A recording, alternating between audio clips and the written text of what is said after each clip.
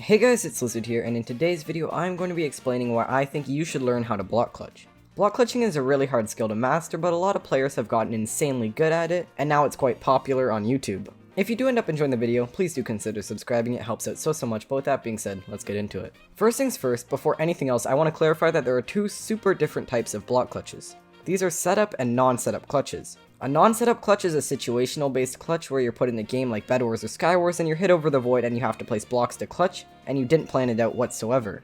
This is different from a setup block clutch where you're in something like bedwars practice, a clutching practice server, mlgrush or something like that, and you planned the clutch all along beforehand. And even if you don't really plan out the clutch beforehand, you still put yourself in a vulnerable position, that way it's easy for you to get hit off and clutch. Here's a side-by-side comparison of both of these types of clutching. As you can see, one looks a lot cooler than the other, but both are very difficult in their own respects. And I'll be explaining individually why I think each of these are very useful, but we'll get into more of that later. Now, for the vast majority of players, non-setup clutches are going to be what you want to learn how to do. This is because it'll be the type of clutch that you'll have to pull off in order to save your life in a game of bedwars or skywars or something like that. As amazing and as useful as non-setup clutches can be, they do tend to look quite a bit worse than setup ones. The main reason for this is that in order to do a good clutch, you need to take a lot of knockback, and when you're in an actual game, you obviously don't want to fall off into the void, so you do your best to reduce your movement by holding W and placing blocks in the best way possible to counteract your opponent's momentum. Honestly, the best way you're going to learn how to do these clutches is just by playing a lot of skywars or bedwars, and just whenever you get into a situation where you're close to falling off, pulling out your blocks and trying your best to land the clutch.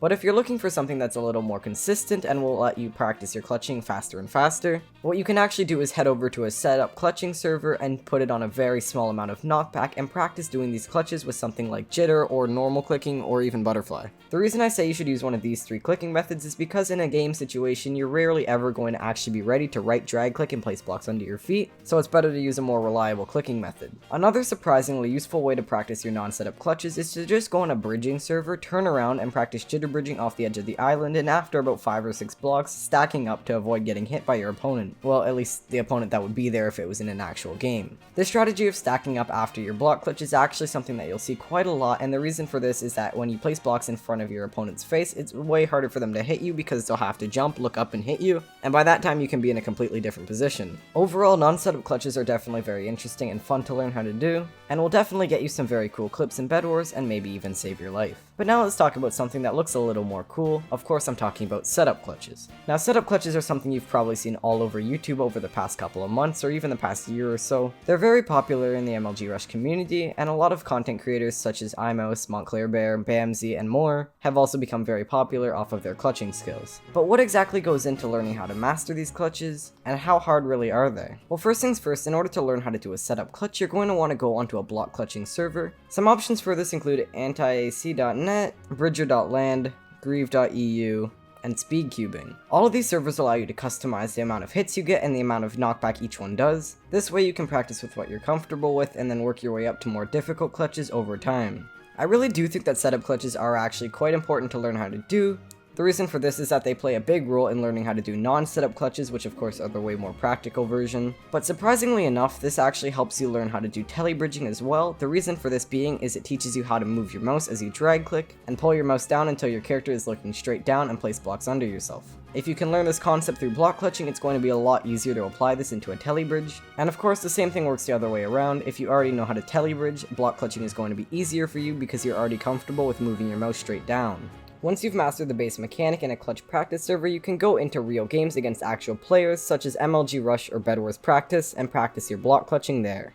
I think this part of learning how to do a setup block clutch is the most fun, and this is where you're going to get most of your clips. Setup block clutches are very visually appealing, of course, because you're getting a huge extension on a player and saving yourself from falling in the void, which is something that almost never happens in real games.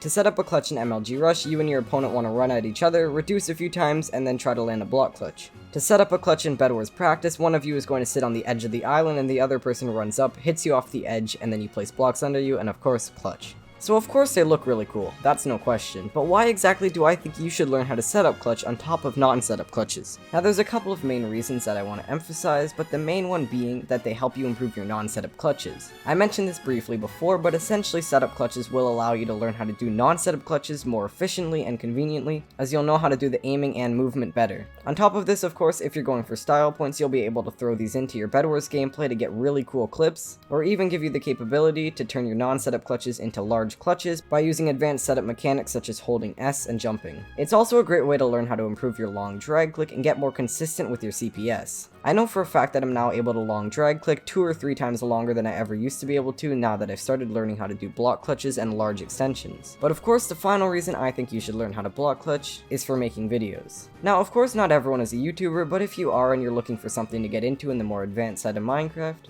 block clutching is definitely something that's very visually appealing and a lot of people love to watch and has been super popular in the past. And if you did make it to the end of the video, let me know what your largest clutch was down in the comments below, as well as letting me know if you have any future commentary ideas you'd like me to cover. And with that being said, that is pretty much every reason I think you should learn how to block clutch in Minecraft. So if you did end up enjoying the video, please do consider subscribing, it really does help out, and we're almost at 6,000, which would be absolutely crazy to hit by the end of the year. So with that being said, I really do hope you guys enjoyed, and I will see you guys soon. Goodbye.